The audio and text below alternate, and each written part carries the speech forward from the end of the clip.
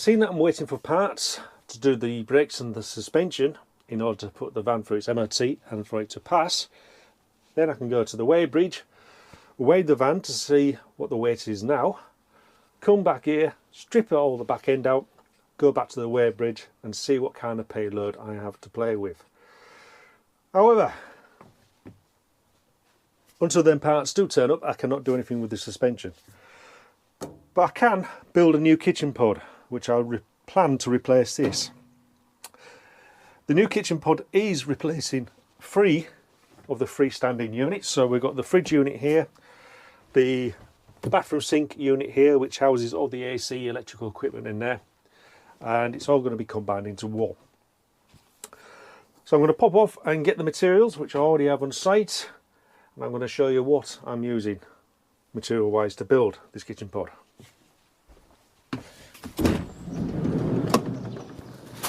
For this kitchen pod build, I would like to replicate what I've seen in B&Q, a nice simple design.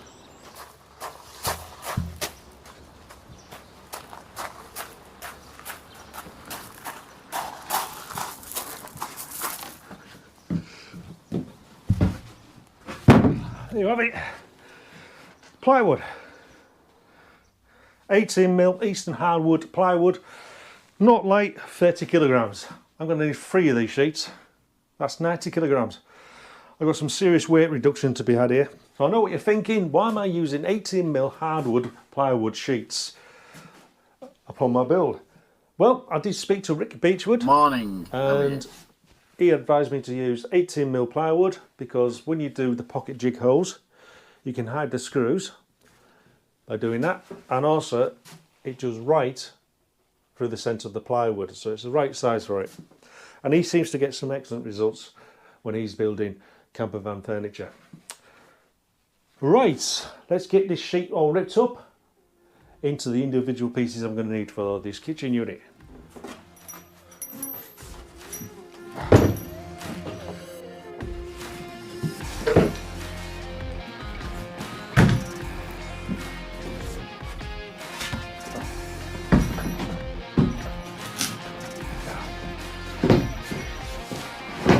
Boy,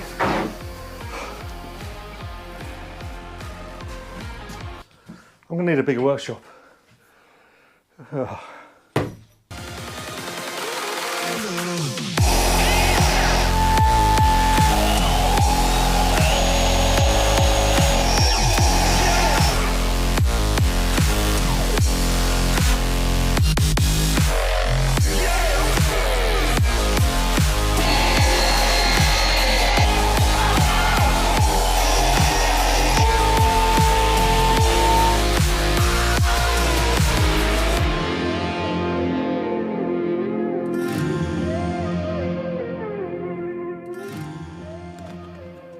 Okay, not only needing a bigger workshop, I need to sort out the dust and smoke problem that's been collecting up in here. So I bought this, it's a dust extraction bin. One end fits to your hoover. In my case I've got a Dyson hoover. That's connected up to this central point upon this dome here, this collection bin. On the other end, the suction end fits onto, most tools haven't, the adapter here. So obviously this is the vacuum pipe to extract the sawdust when you're cutting up pieces of wood. This has helped us out at least 90% of sawdust build-up. Smoke wise, that's usually from the router. I need some new router bits. They're pretty blunt at the minute.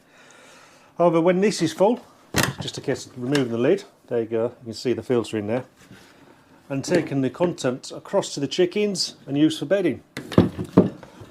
So it's all recycled. And there you have it, a pile of individual pieces that have been cut out of the plywood sheets, which I used 2 of. Now each one of those pieces will need sanding down and a coat of primer will be applied to each piece. I will then sand down again for the top coat. And finally I have painted all these pieces of plywood with its top coat. The colour is sort of a greyish, greenish colour, yellow if you're colourblind. However, let's get all this together, give us 3 minutes and it'll all be put together.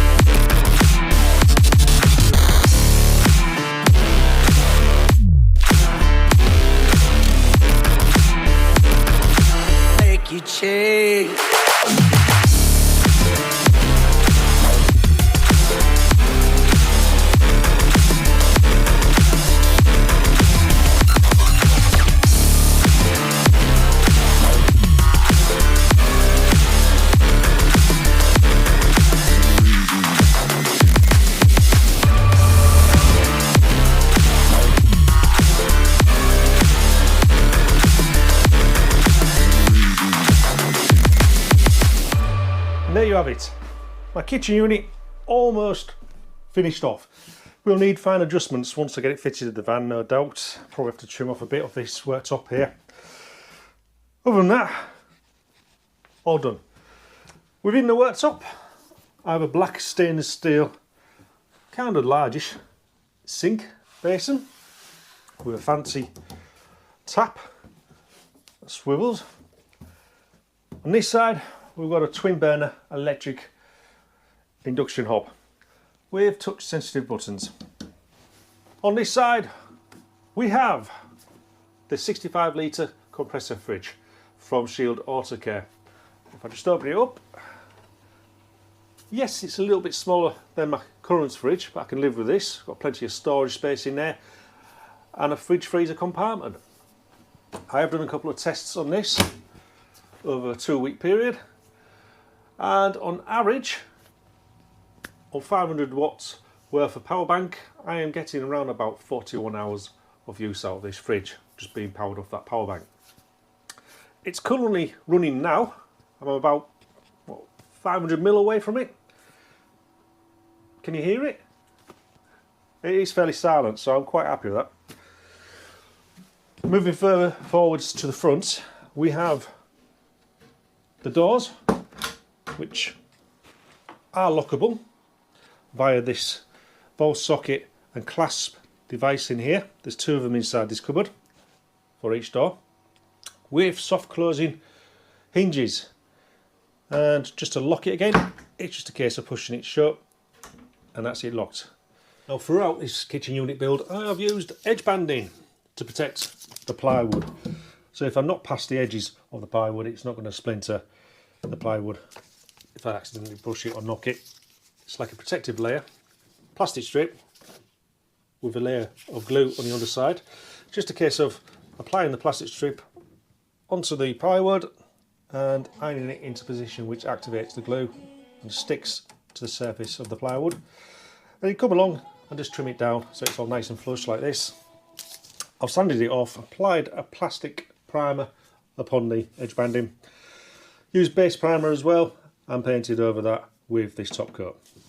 And I've done that throughout all of this kitchen unit build, even on the underside, in case if I spill some water on the floor, it's not going to soak into the wood and split it. It's not going to be a light build. We've already worked out for the base unit alone, it's 41 kilograms. However, I am going to make it a bit heavier.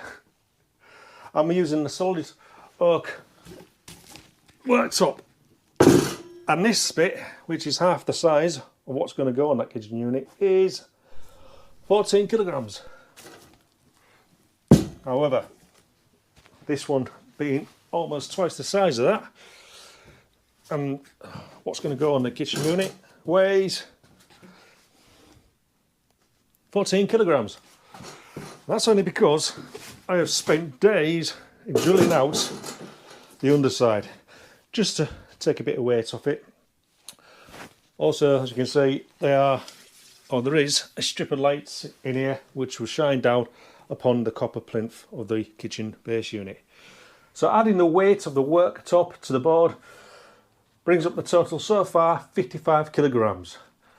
However, I have weighed the sink and the hob, which is 6 kilograms, and the fridge weighs in at a whopping 19 kilograms, which will bring up the total weight of this build today of 80 kilograms. Now that's only going to go up, so we'll keep a close eye on that. Obviously I've got the batteries to go in there and all the AC and DC electrical equipment to go inside the cupboard as well. And that is how I made my overcomplicated kitchen pod unit. Thanks for watching. I shall see you next time.